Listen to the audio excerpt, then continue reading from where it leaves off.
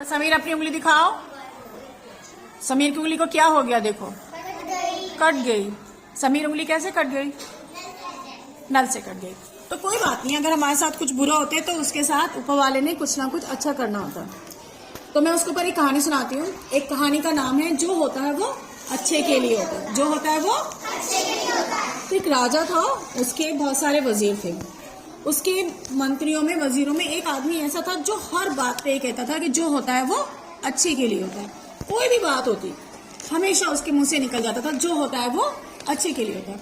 एक बार क्या हुआ, राजा जो है वो कुछ काम कर रहे थे, अपनी जो तलवारें होती है उनको साफ कर रहे थे ना। तो राजा अपनी तलवार को साफ कर रहा था। क्या कर रहे थे? हाँ।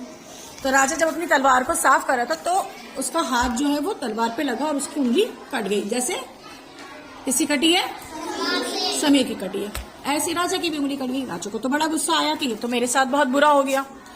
फिर क्या होता है कि मंत्री जो बैठा था ना उसके मुंह से एकदम से अनजाने में निकल गया, अरे राजा साहब कोई बात नहीं, जो होता है वो अच्छे के लिए होता है। अब ये सुन के राजा को क्या आया होगा?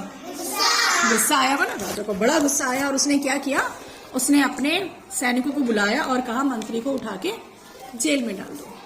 क्योंकि उसने क्या कहा था, उसके तो चोट लगी थी, उसकी उंगली कट गई और वो क्या कह रहा है, जो होता है वो अच्छे के लिए होता है। उसने कहा इसमें क्या, अच्छा मेरी उंगली कट गई तुम्हें कह रहे। तो उसने कहा चलो मंत्री को उठा के जेल में डाल दो। सुन ही रहे हो क्या हो गया? बालों को मत छेड़ो उसके। एक तो उसने इतने दिन बाद अपना सर खोला, अब बाल निकल आए तुम्हारे, देखो अब तो अच्छे अच्छे बाल आ गया उसके, अब मत छेड़ना, ठीक है। फिर क्या होता है कि मंत्री को क्या किया राजा ने, अब मंत्री बेचारा क्या करता, अब तो राजा ने जेल में डाल दिया। वो क्या करता, उसके मुंह से भी निकला था। अब होता क्या है, थोड़े दिन बाद राजा शिकार के लिए कहाँ जाता है, जंगल में जाता है। तो जब राजा जंगल में जाता है शिकार के लिए तो उसको वहां पर एक बहुत ही सुंदर सा हिरन नजर आता है, काला कलर का। उसने कहा आज तो मैं हिरन का ही शिकार करूंगा। फिर हाँ, काले रंग का भी होता है, बहुत खास होता है, कभी कभी कहीं कहीं नजर आता है। तो उसने सोचा कि अब मैं तो हिरन को ही पकड़ूंगा और वो हिरन को पकड़ने के लिए उसके पीछे पीछे जाने लगा। हिरन इतना तेज था कि वो उछल कूद के कभी राजा की आंखों से ओझल हो जाता। अयान आप पीछे काम नहीं कर रहे, नहीं करनी चाहिए ना। फिर उसके बाद राजा की आंखों से ओझल हो गया। अब वो थोड़ी देर बाद क्या होता है, राजा के सारे सैनिक तो पीछे छूट गया और राजा आगे निकल गया।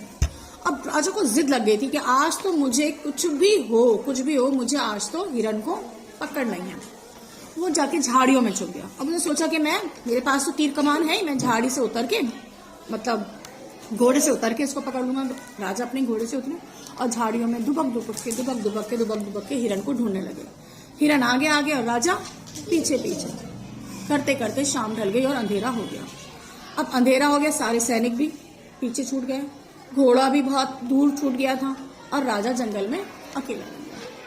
अब उसने सोचा सवेरे होने का इंतजार करते हैं, तभी कुछ किया जाएगा। पहले जमाने में मोबाइल तो नहीं होते थे ना कि भाई फोन कर लो, मैं यहाँ पर भटक गया हूँ आके देख जाओ, ऐसे तो नहीं होता था। और राजा बहुत दूर निकल जाते थे जंगल में तो कुछ भी नहीं था। अब राजा जो है वो झाड़ियों में छुप के बैठ गया। सोचा मेरे पास तीर कमान तो है, कोई आएगा तो मैं। अब राजा की आंख लग जाती है और वो वहीं पर सो जाता है। रात को सन्नाटे में सू के अंदर आवाज आई शेर की। राजा की आंख खुली, उसने कहा ये तो आसपास कहीं शेर ही है।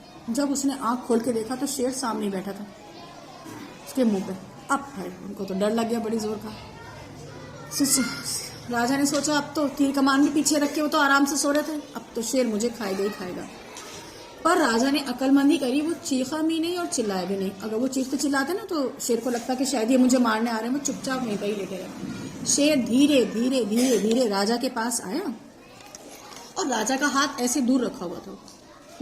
उसने आने के बाद राजा की उंगलियों को देखा, ऐसे देखा वैसे देखा और वो आराम से उठा और मुड़ के चला गया।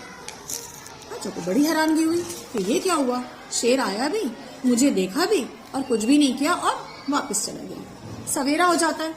सवेरा होने के बाद राजा अपने दरबार में वापस आता है। आने के बाद वो सबको वही किस्सा सुनाता है कि रात में जंगल में ऐसे ऐसे फंस गया था और शेर आया, उसने आने के बाद मेरे पास आया, मेरी उंगलियों को देखा और सूंघा और चला गया। तो फिर सब लोगों ने इसे बताया कि जो शेर होता है ना उसकी आदत होती है कि वो कभी किसी की जूठन नहीं खाता। उसको क्या लगा कि इस राजा को तो किसी और शेर ने खा लिया है थोड़ा सा और ये तो किसी की जूठन है, तो मैं अब इसको नहीं खाऊंगा। जब राजा को ये वाली बात पता चली तो फिर उसे मंत्री की याद आई। मंत्री ने क्या कहा था जब उसकी उंगली कटी थी? तो जो होता है अच्छे के लिए होता है। अगर आज राजा की उंगली नहीं कटी होती तो क्या होता? शेर राजा को पूरा खा लेता। नहीं भी खाता तो कम से कम उसको नुकसान तो पहुंचा ही सकता था ना, थोड़ा बहुत तो काट ही लेता था। लेकिन अब क्या अच्छा हुआ इस सब में?